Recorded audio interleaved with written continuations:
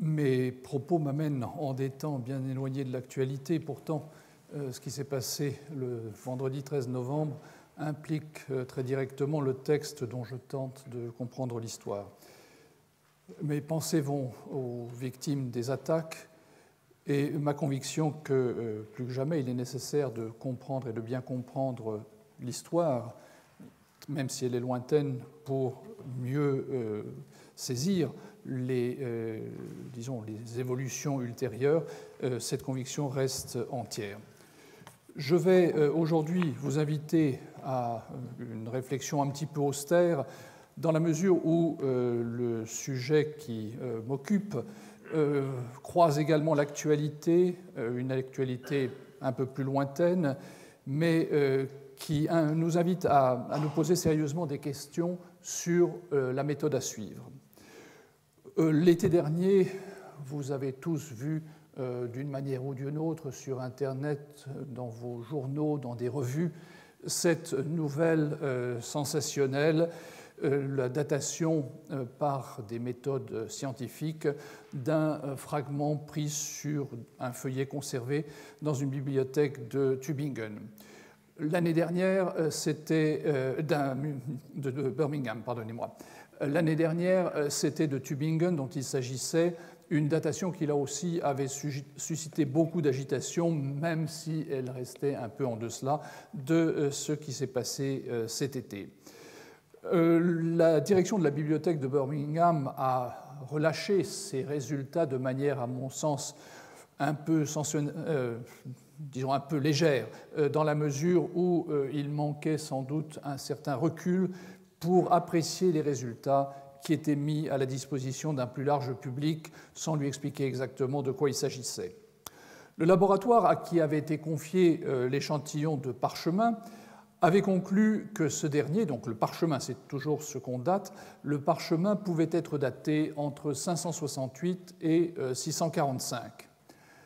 La date de 645, qui correspond au tout début du règne du calife Osman, qui, je vous le rappelle, règne de 644 à 656, était certes un peu problématique dans la mesure où la mise par écrit sous le règne de ce calife a en principe commencé après 650, c'est-à-dire 5 ans après la limite supérieure de la datation. Mais comme la recension d'Abou Bakr, dont nous parle également la tradition, est légèrement antérieure, on pouvait somme toute s'accommoder de ce résultat. Remonter davantage était en revanche plus difficile, du moins pour une bonne partie de l'opinion musulmane qui considère que le Coran n'avait pas été mis par écrit du vivant de Muhammad. Aussi, à l'annonce de ce résultat, un certain nombre de fidèles parlaient avec émotion de ces feuillets contemporains des compagnons de Muhammad. C'était bien sûr ne prendre en considération que la branche la plus récente de la fourchette fournie par les scientifiques.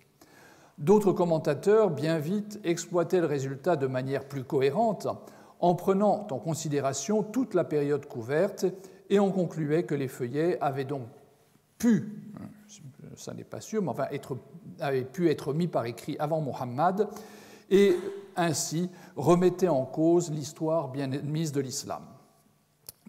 Cette découverte, qui n'en est en fait pas vraiment une, m'amène à revenir à cette question qui est fondamentale pour le propos qui est le mien actuellement, qui est de savoir comment identifier, comment reconnaître un manuscrit du Coran de période omeyyade. À l'âge du manuscrit, les copistes terminaient souvent leur travail en s'identifiant et en indiquant assez souvent la date à laquelle ils avaient achevé la transcription du texte, que ce soit du Coran ou pour tout autre texte. Ce document, similaire à celui que vous avez sous les yeux, qui est un manuscrit postérieur puisqu'il est daté de 669 de l'Hégire, ce document, qui se distingue du texte proprement dit, est ce qu'on appelle en jargon technique un colophon. Il a certainement existé dès une époque assez haute dans la tradition manuscrite arabe. Un auteur du XIIe siècle, spécialiste de la transmission du Coran, rapporte dans une de ses œuvres avoir vu un manuscrit coranique de la première moitié du 8e siècle dont il reproduit consciencieusement le libellé. L'information contenue dans le colophon est bien sûr d'une importance capitale pour l'historien, mais il lui faut toujours prendre des précautions. Car si nous consentions à prendre pour argent comptant les colophons de tous les manuscrits coraniques, nous posséderions actuellement plusieurs copies des débuts même de l'islam. En effet, si nous allons regarder sur Internet, nous verrons bien vite qu'il existe des Corans copiés par le calife Osman lui-même, comme celui que vous voyez sur l'écran. Dans plusieurs cas, notamment celui d'un exemplaire qui est conservé à Tachkent, il s'agit en fait d'une tradition populaire qui s'appuie sur la présence de taches, supposées être de sang, dans la marge intérieure du manuscrit. Ça aurait été le sang versé par l'infortuné calife lorsque les émeutiers l'assassinèrent dans la demeure médinoise où il résidait. On ne saurait toutefois manquer d'être intrigué par le fait que les taches se trouvent tous les deux feuillets comme s'ils avaient été tournés tandis que Osman agonisait. Dans d'autres cas, et c'est celui que vous avez sous les yeux, nous avons un colophon apparemment en bonne et due forme. Dans ce manuscrit qui est conservé à Istanbul, on lit dans la zone blanche au milieu que Osman ibn Affan, c'est-à-dire le calife lui-même, a écrit cette copie en 30 de l'hégire. En y regardant de plus près, on constate que l'écriture est posée sur un fin morceau de papier qui lui-même a été collé sur une enluminure dont le style est typique du Xe siècle, une enluminure qui appartenait à l'origine à un manuscrit de format vertical qu'on a basculé sur le côté et auquel on a ajouté dans la marge extérieure cet ornement semi-circulaire qui permet donc de lui donner une orientation orientale. Nous avons donc là un exemple nullement surprenant, assez commun finalement, de ces pieuses forgeries de reliques dont on connaît plus ou moins l'histoire à partir des XIe, XIIe siècles et dont nous avons d'amples témoins. Donc il y a Osman qui est supposé avoir écrit ce manuscrit, mais Ali aussi a d'autres manuscrits à son actif, etc., etc. Si nous écartons donc ces pieuses reliques qui ne nous intéressent pas dans la mesure où elles sont toujours postérieures à la période qui nous intéresse, est-ce qu'il reste réellement des copies datées par un colophon de la période omeyyade? Et la réponse sur ce point est absolument négative, ou tout du moins jusqu'à ce jour, nous n'avons aucun témoignage daté directement. Nous sommes donc réduits à rechercher d'autres pistes pour identifier des manuscrits coraniques qui ont été produits entre 661 et 750, c'est-à-dire la période omeyyade. La conséquence directe de cette situation est que les contours chronologiques sont bien sûr beaucoup moins précis. C'est-à-dire que ce que nous allons pouvoir faire au plus, c'est dire que le manuscrit a été copié vers telle date, aux environs de telle date. Mais ça veut dire par exemple que pour la fin de la période omeyyade, 750, nous aurons des manuscrits qui ont pu être copiés en 749 ou en 752 sans que nous ayons les moyens de dire ce manuscrit est réellement omeyyade. Il a pu être copié sous les premiers abbassides, puisque vous imaginez bien que ni les styles d'écriture ni les styles décoratifs se commandaient par un décret califal pris à Bagdad, qui n'était pas encore tout à fait fondé en 750, pour dire à partir de demain, tout copiste du Coran devra écrire de telle et telle façon. Les choses se passaient plus lentement dans la mesure où les copistes ne changeaient pas d'habitude, ne changeaient pas de façon de faire du jour au lendemain. Donc, les datations que nous allons avoir pour évoquer les manuscrits omeyyades vont être forcément légèrement inexactes dans la mesure où elles pourront dépasser sur le début de la période omeyyade.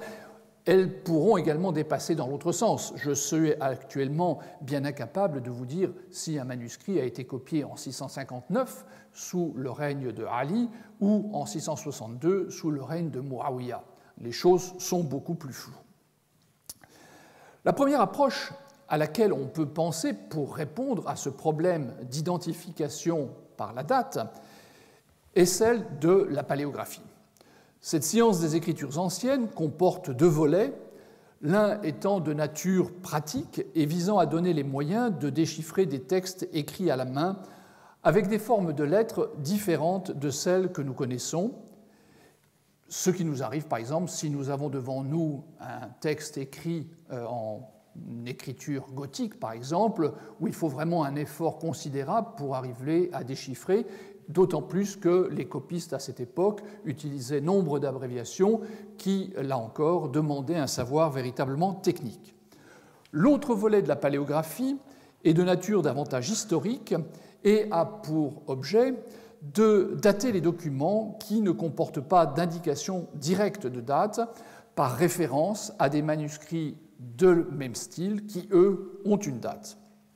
Vous avez certainement tous lu Le chien des Baskerville de Conan Doyle et vous aurez comme moi admiré la façon dont son héros, d'un simple coup d'œil, au manuscrit de la malédiction, du récit de la malédiction des Baskerville, apporté par le docteur Mortimer dans sa poche. Donc il voit la page de titre et dit tout de suite « Ah, c'est une main du XVIIIe siècle ». On aimerait, quand on est paléographe, pouvoir en faire autant, mais bien sûr, tout le monde n'est pas Sherlock Holmes. La nécessité d'une paléographie, dans le premier sens, ne s'est guère fait sentir dans le monde arabo-islamique, dans la mesure où, à part des difficultés inhérentes à une écriture peu soignée ou à des écritures composées du début de l'islam qui sont particulièrement spécifiques du Coran. Donc, en dehors de ces difficultés, la quasi-totalité de la production manuscrite est accessible à un lecteur moderne, ce qui n'est pas le cas pour nous. Si nous avons à lire un manuscrit médiéval, c'est vraiment avec beaucoup de peine que nous le ferons, indépendamment des questions de langue, que ce soit du français ou du latin. Pour un lecteur arabophone, lire un manuscrit copié au Xe siècle ne présentera pas de difficultés très, très considérables. Il y aura une petite période d'adaptation, mais il n'y a pas cet effort que nous connaissons en Occident. La seconde forme de paléographie, donc celle qui vise à dater les écritures, semble avoir intéressé certains auteurs arabes médiévaux dans la mesure où elle impliquait une forme de typologie dont l'application naturelle était la calligraphie et son histoire, dont on sait toute l'importance dans la culture traditionnelle du monde de l'islam. Dès le IXe siècle, des sources arabes montrent qu'à l'image d'autres cultures de la région, et je pense notamment aux Syriaques, les professionnels de l'écriture, qu'ils soient copistes de manuscrits ou scribes de chancellerie de l'Empire, disposaient de différents styles dont l'emploi correspondait chaque fois à un usage bien spécifique. C'est-à-dire qu'il y avait une écriture particulière, nous dit-on, pour écrire une lettre d'un sultan à un sultan ou une lettre différente, un style différent, disons, s'il s'agissait d'une pétition qu'un simple particulier adressait au sultan. Ce savoir technique est malheureusement réduit à des noms dont nous ne savons pas à quoi ils correspondaient, sauf sur un cas sur lequel je reviendrai, celui du style hijazi. En effet, l'évolution des goûts et des pratiques fait que les variétés les plus anciennes ont disparu et parfois, par un souci d'encyclopédisme, on a recopié une liste de nomenclature d'écritures anciennes, mais comme nous n'avons pas de photographie, ça n'existait pas à l'époque, nous n'avons pas de fac-similé dans la mesure où les auteurs ne sentaient pas la nécessité de le faire, nous avons en quelque sorte des informations qui ne nous servent à rien. Nous savons que tel et tel style existait, mais sur un manuscrit, nous serons bien en peine de l'identifier. Et peu à peu, de cette manière, un terme a surnagé pour désigner de manière vague et globale les écritures du début de l'islam, celui de Koufi, c'est-à-dire l'écriture de Koufa, dont nous avons fait notre Koufik. Lorsque les orientalistes européens entreprirent de périodiser l'histoire des débuts de l'islam, ils adoptèrent naturellement ce terme pour définir toutes les écritures anciennes. Il est vrai que si nous nous replaçons au XVIIe siècle, au moment où on commence à étudier sérieusement l'histoire du monde musulman, la documentation à disposition des orientalistes se réduisait à peu de choses. Quelques fragments étaient présents en Europe, mais c'était très peu, et les textes à travers lesquels on appréhendait l'histoire de l'écriture, les textes arabes par lesquels on appréhendait l'histoire de l'écriture, se limitaient à des ouvrages très généraux qui donnaient les termes de manière assez vague et répétaient de l'un à l'autre une même information. Dans la seconde moitié du XVIIIe siècle, les premiers efforts pour analyser et classer les écritures anciennes de manière scientifique naissent dans le sillage des travaux pionniers de Jean Mabillon et Bernard de Montfaucon sur les écritures latines et grecques. Le second, Montfaucon, est celui qui a forgé le mot de paléographie qui va désigner cette discipline. Et d'emblée, les efforts portent plutôt sur les monnaies, sur les inscriptions, c'est-à-dire des éléments qui portent une date, donc qui sont beaucoup plus intéressants pour le paléographe qu'un fragment comme celui que vous voyez sur la partie gauche de l'écran, qui, lui, n'est pas daté. Les manuscrits, eux, restent en retrait. Un savant danois de la seconde moitié du XVIIIe siècle, Johann Georg Christian Adler, est le premier à entreprendre une réflexion sur un exemple précis, un petit groupe de copies du Coran qui était entré au XVIIe siècle dans la bibliothèque royale de Copenhague. Il est également le premier à employer le mot paléographie dans une étude d'une collection de monnaies anciennes qu'il publia ultérieurement. À l'origine de l'intérêt de Adler pour les écritures anciennes se trouve une lettre conservée dans la bibliothèque danoise et rédigée par Étienne Fourmont, qui fut à Paris garde des manuscrits du roi. Le comte de Plélo, ambassadeur de France à Copenhague au début du XVIIIe siècle, avait en effet vu le manuscrit dont vous avez ici le facsimilé qu'il fit préparer à l'intention de Fourmont et, curieux, avait envoyé à Paris donc cette reproduction pour demander de quoi il s'agissait. Fourmont avait été bien en peine de répondre et bien en peine également d'identifier le texte qui se trouvait sur ce feuillet. Un peu plus tard, Adler rencontra donc cette lettre et, sans doute eut-il un moment de divertissement en voyant l'opinion de Fourmont, et jugea nécessaire de rédiger un petit traité pour donner des éléments plus concrets pour comprendre l'histoire des écritures anciennes de l'islam. Avant lui, comme je le disais à l'instant, d'autres avaient utilisé le mot koufik pour désigner toutes ces écritures d'apparence un peu archaïque, dont on pensait généralement qu'elles étaient réellement les premières de l'islam, celles dont dérivaient les différentes formes rencontrées par la suite. À la différence de ses prédécesseurs, Adler construisit un discours faisant appel aux références arabes qui lui étaient accessibles pour les mettre en relation avec le matériel relativement homogène que formaient les manuscrits de Copenhague. Le modèle qu'il offrait dans cette petite publication, parue en 1780, était destiné à rencontrer un grand succès dans la mesure où ses successeurs allaient reproduire ce modèle. Dans l'Europe de la fin du XVIIIe siècle, cet ouvrage connut une diffusion tout à fait honorable. Une copie au moins était parvenue à Paris, où elle trouva un lecteur intéressé, le jeune Antoine Isaac Sylvestre de Sacy. En 1795, devant l'Académie des inscriptions et belles-lettres, il analysa le travail du savant danois, mais en l'intégrant dans une approche plus vaste de l'usage de l'écriture par les Arabes avant la période islamique et dans les premiers temps de cette dernière. Ces réflexions furent publiées beaucoup plus tard, en 1808, sous le titre « Mémoire sur les origines et les anciens monuments de la littérature arabe, les anciens monuments de la littérature parmi les Arabes ». Dans son mémoire, Sylvestre de Sacy plaçait Adler dans la position de l'arroseur arrosé. En effet, le savant danois avait utilisé les sources qu'il connaissait pour faire une critique de Fourmont, mais ces sources n'étaient pas forcément les meilleures. Sylvestre de Sacy disposait à Paris d'une collection de manuscrits qui commençait à être tout à fait honorable et où, avant tout, figurait une copie d'un ouvrage important, le Fihrist d'An-Nadim, un auteur du Xe siècle qui propose une bibliographie de tous les ouvrages arabes connus à son époque. Au sein de l'immense littérature arabe, le Fihrist est la seule œuvre connue à ce jour qui contienne quelques mots qui puissent être mis à profit par le paléographe intéressé par les débuts de l'islam. Dans le chapitre qu'An-Nadim consacre aux Écritures, figure en effet un court passage où il décrit sommairement l'écriture de la Mecque au début de l'islam. Sylvestre de Sacy était à même de croiser cette information avec une autre citation de la même œuvre dans un ouvrage plus tardif, le Kashf az-Zunun de Haji Khalifa, qui est aussi une bibliographie mais d'époque ottomane, où il avait cette même citation. Le texte est le suivant, ainsi parle Mohammed ibn Ishaq al-Nadim. La première des écritures arabes fut l'écriture de la Mecque, et après celle de Médine, puis celle de Basra, puis celle de Koufa. En ce qui concerne les écritures de la Mecque et de Médine, leurs alifs sont tordus vers la droite de la main et étirés en hauteur, et leur apparence est légèrement inclinée. En voici un exemple, et suivait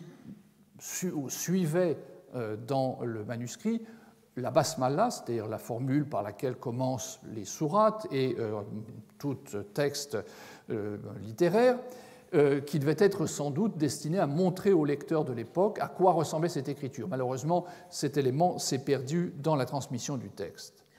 Puis le texte poursuit, écriture des Corans, et là nous trouvons la situation que je vous ai décrite, donc une liste de noms, celle de la Mecque, celle des Médinois, le Nîmes, le Muthallath, le Mudawwar, celle de Koufa, de Basra, etc. De cela, malheureusement, on ne peut rien faire. En revanche, la première partie est beaucoup plus intéressante. Grâce à ce texte, Sylvestre de Sacy pouvait donc montrer les lacunes de l'information de son collègue danois et procurer au monde savant une information qui ébranlait la vision bien établie et qui d'ailleurs perdurait de l'antériorité absolue du koufique qui faisait jusqu'alors figure d'ancêtre des écritures arabes en général. Pour être exact, Sylvestre de Sacy n'avait pas compris l'intégralité du passage en question et en cela il suivait l'habitude de son époque, il avait sauté un membre de phrase qui lui posait un problème. Le même Sylvestre de Sacy allait porter un deuxième coup à la vision jusqu'alors dominante de l'écriture arabe. Au lendemain de l'expédition d'Égypte, on découvrait alors les premiers papyrus arabes et, comme il était normal, on apporta aux maîtres des études arabes de l'époque des spécimens assez bien conservés où les inventeurs avaient sans doute pu lire les dates et se rendre compte qu'il s'agissait de documents remontant au premier temps de l'islam.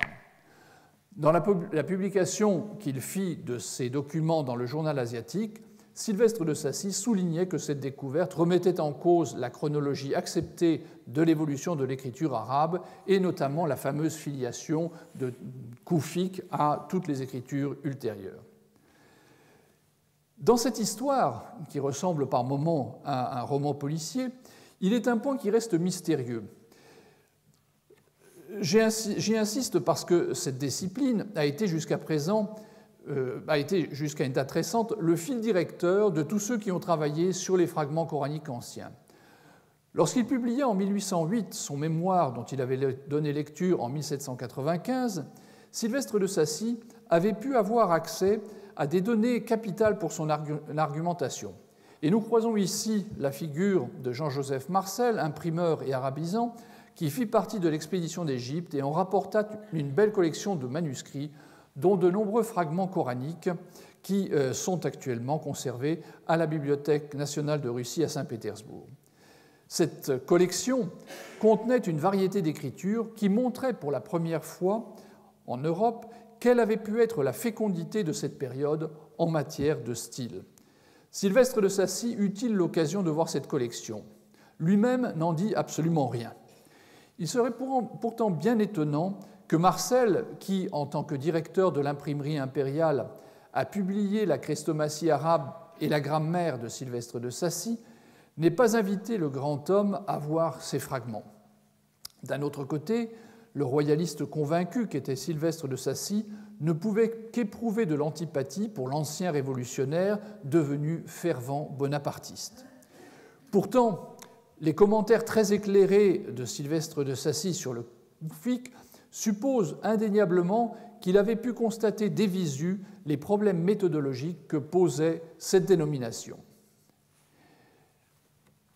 L'expédition d'Égypte, on l'aura compris, a joué un rôle important dans le développement des études de paléographie arabe.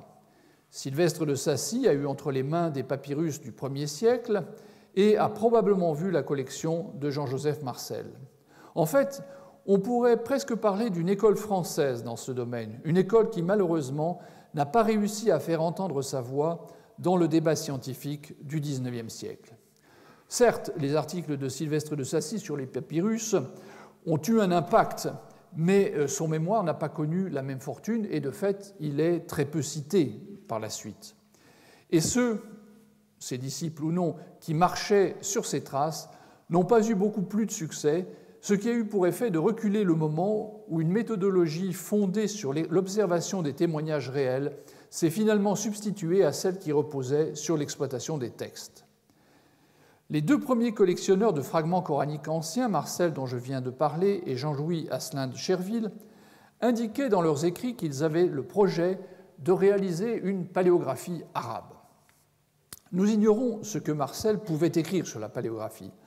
Après la chute de l'Empire, il perdit du jour au lendemain son emploi de directeur de l'imprimerie impériale et passa une grande partie de son temps à solliciter des emplois subalternes, demandant en vain l'appui de Sylvestre de Sacy. D'un autre côté, il publiait des ouvrages dont il attendait visiblement qu'ils lui rapportassent quelque argent. C'est ainsi qu'il fit paraître le prospectus d'une paléographie arabe qui malheureusement ne dépassa pas ce stade. Mais dans le texte, il faisait allusion à sa propre collection et aux nombreuses informations qu'on en pouvait attendre.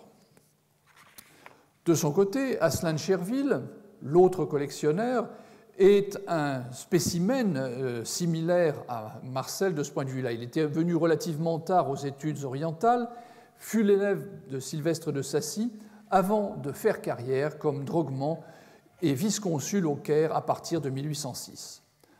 Dans une lettre de 1814, il déclarait avoir rassemblé, et je le cite, une collection considérable de feuilles du Coran en caractères koufiques sur peau de gazelle depuis les premiers siècles de l'islamisme jusqu'à l'époque où ces caractères ont cessé d'être en usage afin de former une paléographie arabe. Je possède, ajoutait-il, plusieurs feuillets, et c'est ce que vous voyez sur l'écran, plusieurs feuillets du plus ancien manuscrit de cette espèce qui soit connu. Il avait rejoint son poste au Caire 2 ans avant que ne fût publié le mémoire sur l'origine et les anciens monuments de Sylvestre de Sacy, mais certainement des conclusions de son maître, et plus spécialement le passage du Fihrist, pouvaient avoir été connues de lui. Il n'est pas non plus exclu qu'il ait pu examiner à Paris la collection de Marcel.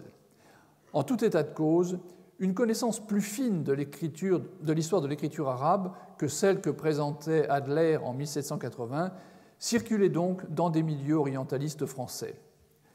Elle fut à 2 doigts d'être plus largement diffusée lorsque Michele Amari fit la synthèse de ses observations sur la collection Asselin de Cherville lors d'un concours organisé par l'Académie des inscriptions et belles-lettres en 1858. Mais son texte resta inédit jusqu'en 1910 et parut dans un ouvrage publié à Palerme et dont l'objet n'était pas au premier chef les études arabes. Certes, les savants pouvaient avoir connaissance de quelques-unes de ces conclusions grâce aux notices consacrées aux fragments Asselin de Cherville dans le catalogue des manuscrits arabes de la Bibliothèque nationale, publié plus tard par de Slaan. Ce dernier avait repris les descriptions d'Amari pour les intégrer à son catalogue. Les notices reflètent une certaine prudence, ou mieux une prudence certaine, dans les datations proposées. Certes, la caractérisation des écritures est déjà plus fine que celle que l'on trouve ailleurs à l'époque. Il y est question d'écriture du Hedjaz ou encore d'écriture de Damas, mais l'auteur hésitait à remonter plus haut dans le temps que le 8e siècle. Une sorte d'obstacle intellectuel majeur s'opposait visiblement à ce qu'il envisageât que des manuscrits, même fragmentaires, aient survécu de cette période initiale. On peut en effet tenir pour négligeable le laps de temps qui s'est écoulé entre le moment où, entre 650 et 656, le Coran est mis par écrit sous le califat de Osman et 661, date de l'accession au pouvoir de Muawiyah. Qu'un manuscrit transcrit au cours de ces années ait survécu, ça n'est pas à exclure. Et c'est sans doute un des manuscrits qui pourrait être dans le style hijazi que Michele Amari avait contribué à identifier. Mais comment identifier un manuscrit de ce genre? Comment le distinguer de manuscrits légèrement postérieurs? Les caractéristiques, de toute évidence, n'auraient pas été considérablement différentes et n'auraient pas permis de distinguer l'un de l'autre. Quoi qu'il en soit, des descriptions dans un catalogue ne pouvaient avoir l'impact d'une monographie ou d'un article documenté. Il n'est donc pas étonnant que les progrès consécutifs au travail d'Amari aient été minces ou plutôt ponctuels. Le développement des possibilités de reproduction photographique devait changer quelque peu le devenir de la paléographie, mais dans le domaine des études arabes, il fut très lent à se concrétiser. On a finalement très peu d'éléments nouveaux. Vers 1886, on a une reproduction d'un manuscrit de Londres dont on nous dit que c'est un manuscrit dans cette écriture inclinée que l'on allait proposer un temps de baptiser Maïl. En fait, ce qui s'était passé, c'est que les études sur les manuscrits anciens et sur la paléographie en général avaient reçu une sorte de coup d'arrêt qui avait été donné par Théodore Nöldeke, lauréat d'Amari lors du concours de l'Académie. Son point de vue reposait surtout sur des considérations philologiques et dépendait avant tout des sources écrites postérieures. Le sujet du concours l'invitait certes à prendre en considération les manuscrits, mais il n'avait pas pu avoir accès aux collections parisiennes, ni celles de Marcel, ni celles d'Asselin-Cherville, ce qui représentait un handicap considérable. Le matériel qu'il avait eu entre les mains était principalement un matériel du IXe siècle qui venait de la collection formée à Damas par le consul de Prusse Wettstein. Alors que Nöldeke travaillait sur cette collection, sur ce travail qui allait donner naissance à la Geschichte des Korans, publiée en 1860, il écrivait à un correspondant que ses recherches sur le Coran l'ennuyaient et qu'il souhaitait reprendre le cours de ses études qui devaient l'orienter plutôt vers le sémitique ancien et les langues, les littératures d'époque chrétienne. Et pourtant, sa Geschichte des Korans devait constituer la référence capitale pour les études coraniques pour les décennies qui allaient venir et allait fournir une orientation générale des recherches dans ce domaine. Et malheureusement pour la paléographie, le jugement de Nöldeke sur ce point était parfaitement négatif. Il n'y avait pour lui rien à attendre de l'étude des manuscrits. Et du coup, il y eut comme une période de sommeil pour les études sur la paléographie jusqu'au moment où Nabih Abbott rédigea sa thèse, The Rise of the North Arabic Script, en 1938, qui allait remplacer ce qui avait été dit jusqu'à présent sur le sujet et dépasser un petit peu la phase à laquelle était parvenu Nöldeke. Nabih Abbott analysait avec un luxe de détails des textes qui semblaient devoir jeter un jour nouveau sur cette histoire complexe. Il s'agissait à l'origine d'un travail de doctorat de l'Université de Chicago dont le support était formé par la collection de fragments coraniques anciens conservés dans cette institution. Le support était à vrai dire mince dans la mesure où le nombre des feuillets était infime et la jeune chercheuse dont on a pu apprécier par la suite le talent à ouvrir des portes et embrasser des perspectives assez vastes, la jeune chercheuse dut assez vite mesurer les limitations de son sujet et considérer qu'elle devait trouver une solution pour respirer un petit peu. Tout cela se passait en outre en un temps où les voyages étaient plus difficiles qu'aujourd'hui et où il lui était de ce fait impossible d'envisager d'aller à Paris, d'aller à Berlin, d'aller à Tübingen ou même en Orient pour chercher des manuscrits qui auraient pu alimenter son propos. Le seul matériel comparatif disponible était formé par les quelques feuillets reproduits dans des albums de paléographie qui se réduisaient en fait à 3 ouvrages. Aussi, l'exploitation des textes était pour elle une bonne manière de combler les lacunes d'une documentation qu'on pourrait qualifier d'indigente. Il faut toutefois noter que, même si elle essayait d'élargir ses horizons, elle ne faisait pas véritablement faire de progrès méthodologiques dans la mesure où elle reproduisait le schéma introduit au XVIIIe siècle par Adler et ne faisait en aucun moment une véritable réflexion critique sur ce procédé. Elle allait certes beaucoup plus loin que ses prédécesseurs grâce au nombre de textes qui avaient été publiés depuis. Adler avait à sa disposition quelques manuscrits, 2 ou 3 éditions de textes qui avaient été procurés auparavant. Nabih Abbott avait devant elle, bien sûr, beaucoup plus d'éléments. Mais en voulant rationaliser l'information qu'elle avait récoltée ou donner une vision cohérente des écritures qu'elle étudiait, elle optait pour un procédé qui, pour ingénieux qu'il fût, posait un problème de méthode. Pouvait-on mettre légitimement bout à bout des informations empruntées à des auteurs d'époques différentes et postérieures aux faits, par exemple Kalkashandi, qui est mort en 1418, pour parvenir à donner une définition d'un style graphique des 7e, 8e ou même 9e siècles. Nabia Abbott inventait, sans le savoir, la technique du coupé-collé que nous pratiquons maintenant tous avec nos ordinateurs, sauf que nous essayons de le faire en étant conscients des risques de ces opérations. Le problème méthodologique n'était pas véritablement vu par elle, et c'est seulement par la suite que l'école dite hypercritique, qui remet en question précisément l'utilisation des sources anciennes, c'est plus tard seulement que l'école hypercritique a mis en lumière ce défaut de méthode qui n'a pas été envisagé par Nabia Abbott. Heureusement, les progrès ne dépendaient pas simplement de ces considérations. Une exposition qui s'est tenue à Londres en 1976 a joué un rôle important pour la prise en considération du matériel ancien. Nous avons vu la relative timidité des auteurs à oser parler d'écriture d'époque omeyyade. On parle d'écritures anciennes, mais on ne se hasarde jamais à être trop précis.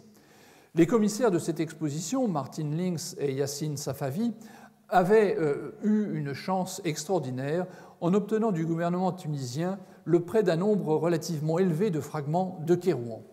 C'était bien la première fois qu'un nombre aussi important de spécimens de cette époque était visible en même temps, et la conséquence première de cette mise en scène simultanée de Coran des débuts de l'islam allait être de faire se multiplier les attributions à Kérouan de manuscrits coraniques anciens. C'est très caractéristique, par exemple, des catalogues de vente des grandes maisons londoniennes, qu'à partir de 76-77, tout ce qui est sur du parchemin devient kérouanais. Brusquement, il y a une espèce d'usine kérouanaise à produire du koufik qui est tout à fait impressionnante.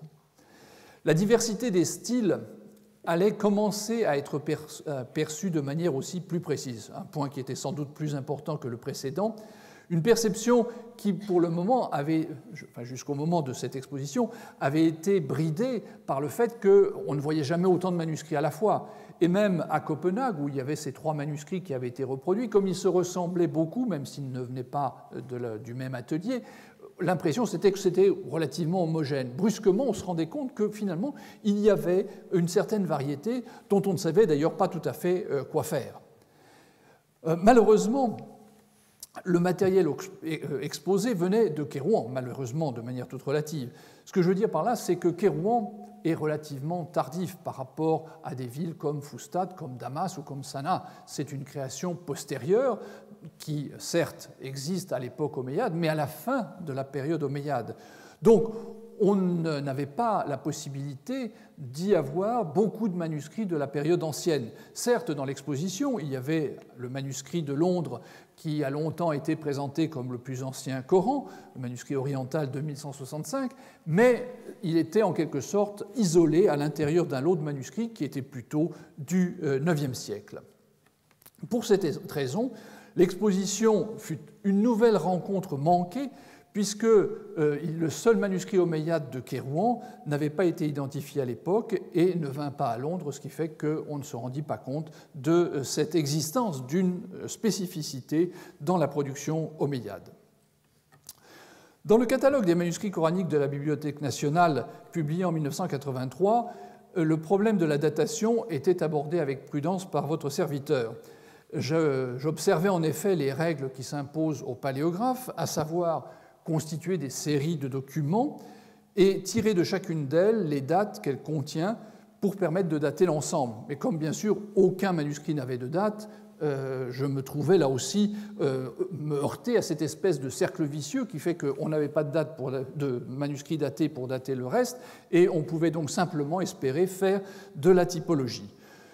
De plus, même s'il y avait une date, heureusement il y en avait quand même une ou deux, aucune de ces dates n'est antérieure au IXe siècle et elles sont tous des terminus antequem, c'est-à-dire que ce sont des dates qui indiquent que le manuscrit existait au moment M, mais ne vous disent pas à quel moment il avait été fait. Il avait pu être fait la veille, il avait pu être copié un siècle plus tôt. Aussi, on restait avec cette impression qu'on continuait à se déplacer dans le flou. La seule exception, c'était bien sûr le Hijazi, qui, lui, nous a été décrit par An-Nadim dans le Fihrist, et pour lequel on pouvait se dire, bon, c'est l'écriture des débuts de l'islam, des premières décennies de l'islam. La méthode paléographique et la nécessité de disposer de séries homogènes représentaient donc un obstacle si la documentation disponible ne reflétait pas de manière satisfaisante l'état de la production manuscrite d'une époque donnée. C'est donc précisément le cas de la collection Aslan-Cherville, très riche pour certains styles, mais très pauvre pour d'autres. En l'absence de catalogue des collections similaires, il était impossible de sortir de cette aporie, et il fallait donc remettre à plus tard, comme on le verra, le soin d'élucider les points obscurs. D'un autre côté, la méthode supposait pour bien fonctionner la présence des fameux spécimens datés, et en leur absence, il n'était pas possible de baser les datations sur du solide.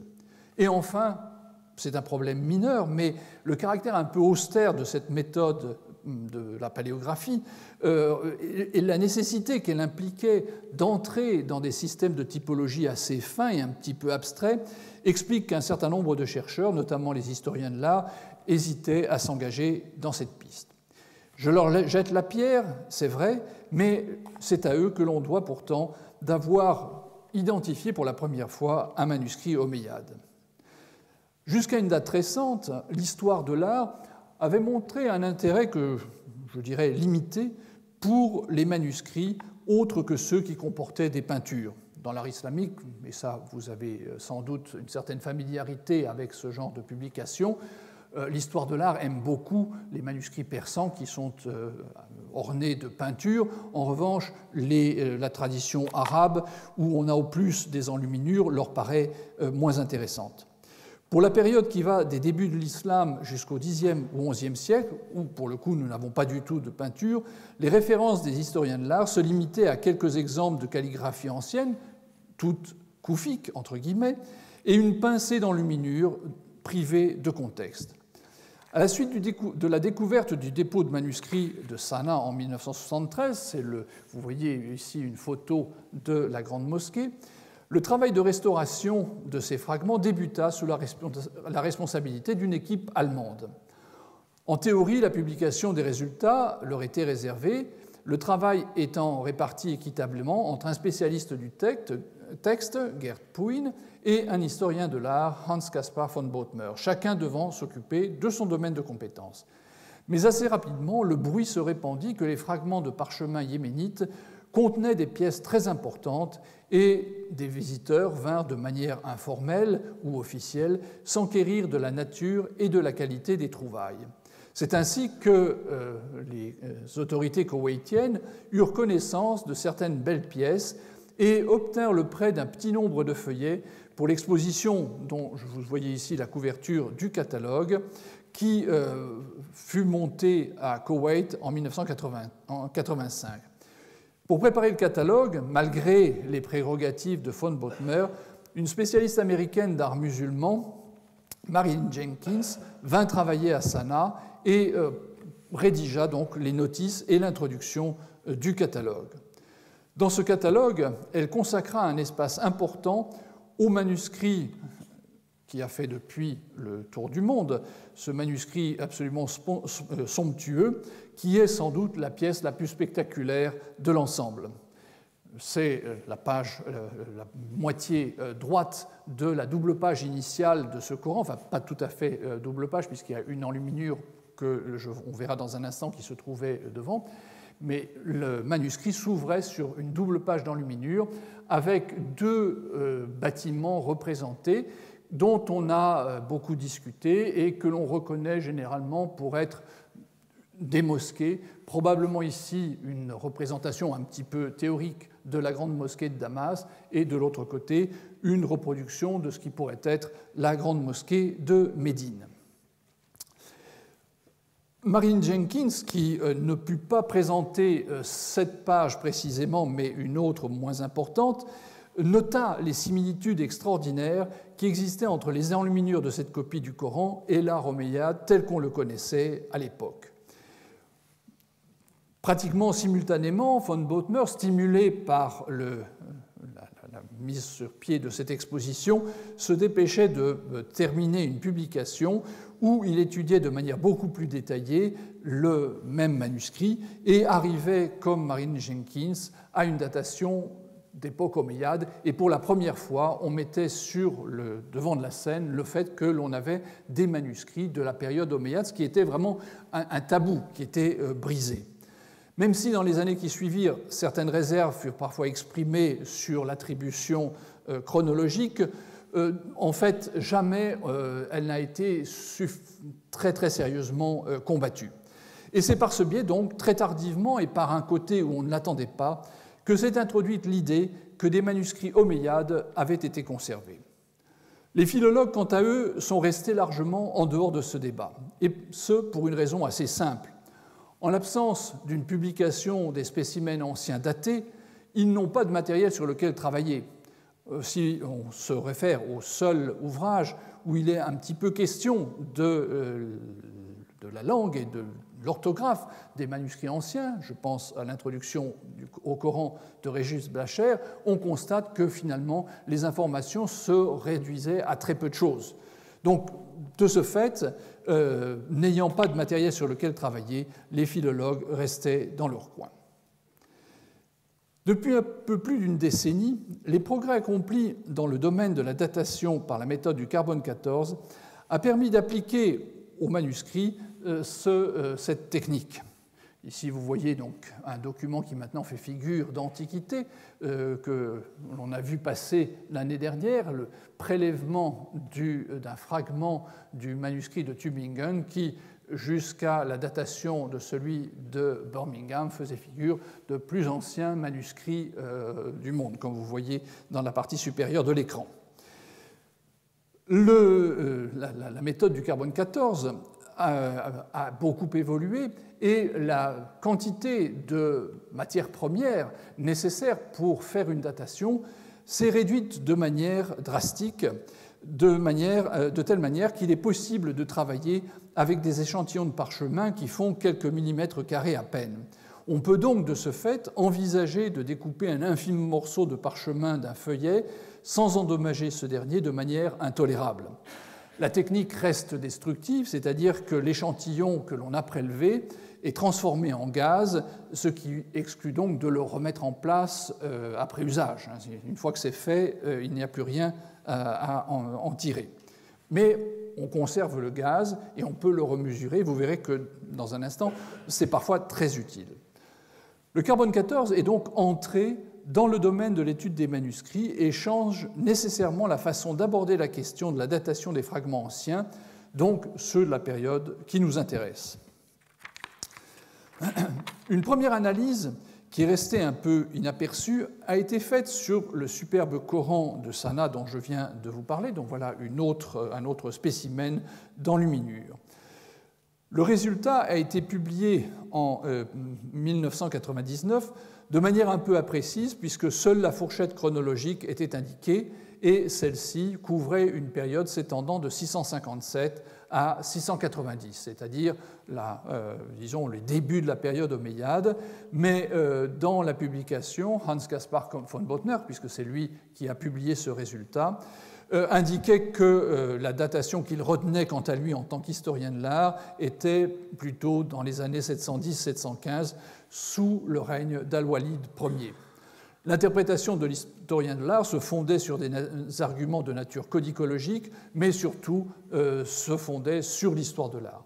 De toute évidence, l'extrémité inférieure de la fourchette était beaucoup trop précoce, puisqu'elle coïncide avec le début du règne de Ali, à un moment où ce type de manuscrit n'était pas encore envisageable, ne serait-ce parce qu'il ne laissait pas de place pour le style hijazi, puisqu'il aurait fallu le placer, disons, pendant 2-3 ans. Imaginez que les copistes utilisent ce style très archaïque et puis du jour au lendemain deviennent des calligraphes absolument professionnels. À peu près vers la même date, Efim Rezvan faisait analyser un manuscrit qui est un petit peu postérieur, le manuscrit E20 de l'Institut d'études orientales de Saint-Pétersbourg. Dans ce cas, le résultat, entre 775 et 995, nous propulsait d'une part beaucoup plus tard, puisqu'on en pleine période abbasside, et surtout 775-995 avec une datation, une fourchette de 2 siècles, autant ne rien avoir.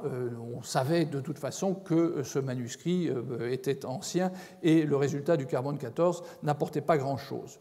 Et le même commentaire a pu être fait pour une ou deux autres datations de manuscrits plus récents pour lesquels finalement le carbone 14 apportait peu.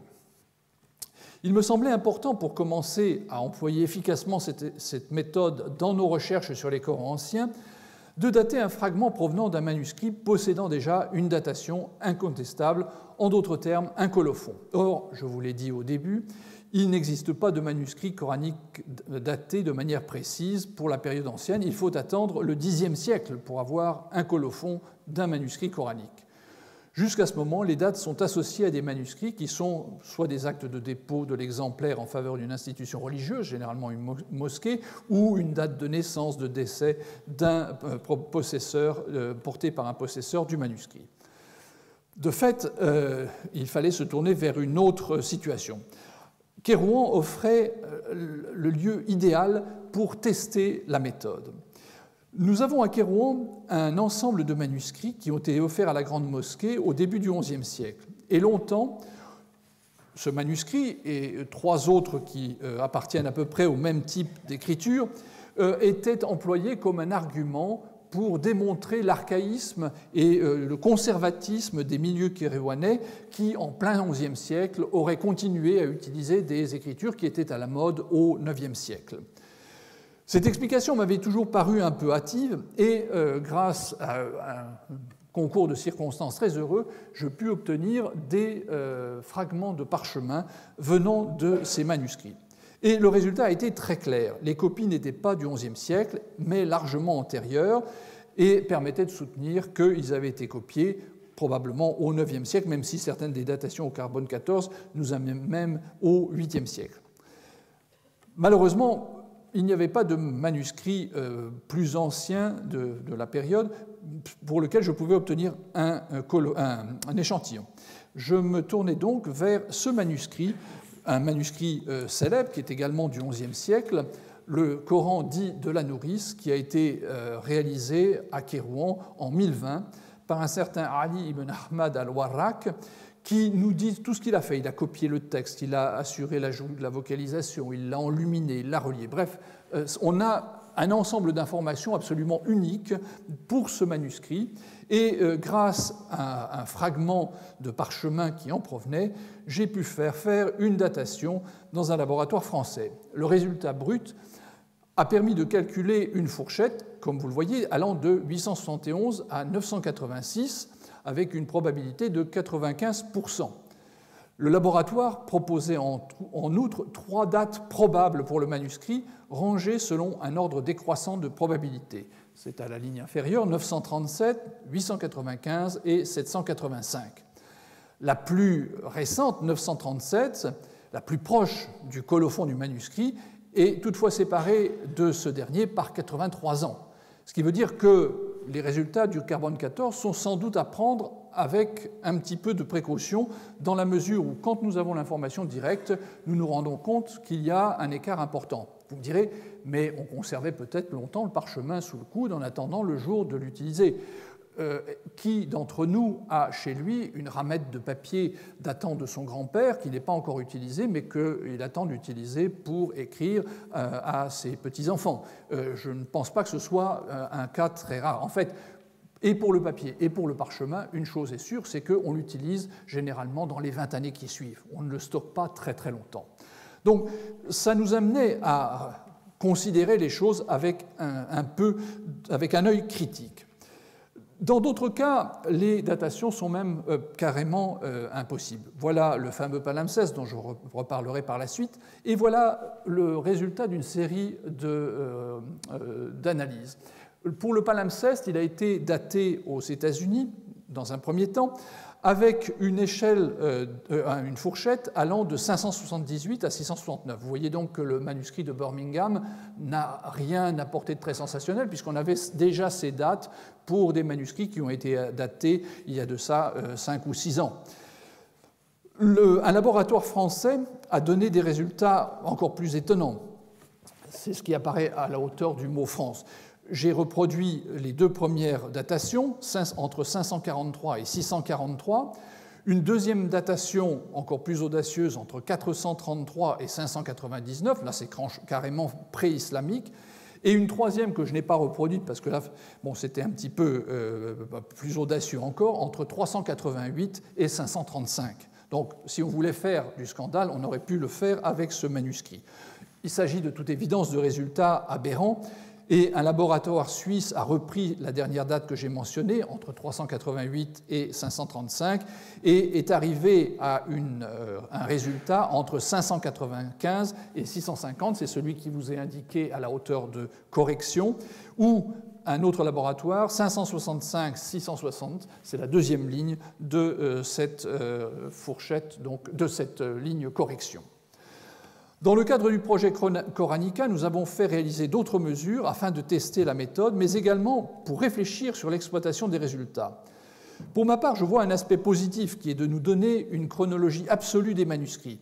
Ainsi, les dates proposées pour les fragments ou les manuscrits des bibliothèques de Leyde, Tübingen ou de Berlin, c'est-à-dire les trois lignes avant le résultat de Birmingham, donc les datations donnent respectivement entre 652 et 694, 649 et 675, et le dernier, 600... là j'ai... bon, on laissera ça de côté pour une autre fois. Comme nous le verrons par la suite, ces trois spécimens appartiennent à un même ensemble, ce qui veut dire que les résultats sont quand même cohérents. Le carbone 14 nous confirme que ces écritures étaient utilisées de manière contemporaine. Donc ça, c'est un point très positif, ça coïncide bien avec quelque chose de réel. En revanche, la date elle-même doit être reprise avec un certain œil critique, dans la mesure où si ces trois manuscrits, qui sont à mon sens d'une phase postérieure, datent des années 650 à 700, pour dire les choses curieusement, de manière synthétique, où est-ce qu'on met le Hijazi ?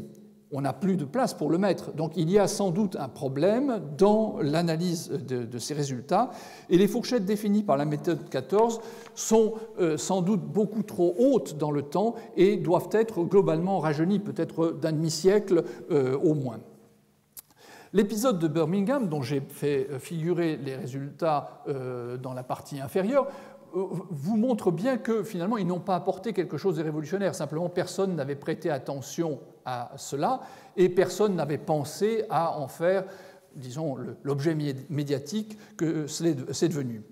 Une fois passé le moment d'émotion chez ceux qui ne voulaient comprendre en considération que la partie supérieure de la fourchette, parce que c'est très curieux, finalement chacun regarde son bout de fourchette. Les révisionnistes vont aller voir la partie basse, les fidèles vont aller voir la partie haute, c'est un petit peu une dispute qu'on a vue pour d'autres reliques. Chacun veut avoir sa certitude fondée par un examen scientifique. Donc, une fois le moment de l'émotion passé, il y a celui des controverses qui est venu, qui fait qu'à l'heure actuelle, ces datations sont finalement un objet de controverse, les uns disant que ce sont des nouvelles preuves qui montrent que le Coran a des origines pré-islamiques. Bon, c'est un point sur lequel je ne crois pas qu'il soit nécessaire d'insister maintenant. Paradoxalement, tous ces résultats, disons, sont intéressants, mais pas pour la raison que l'on pense. Ce n'est pas tant la datation en elle-même qui nous intéresse que le positionnement des manuscrits les uns par rapport aux autres qui peut réellement apporter quelque chose au débat. Sans doute aurait-on dû penser à deux fois avant de publier le résultat de Birmingham et le faire dans une revue scientifique qui aurait évité que le résultat ne fasse l'objet de tant de discussions et de tant d'incertitudes. Merci.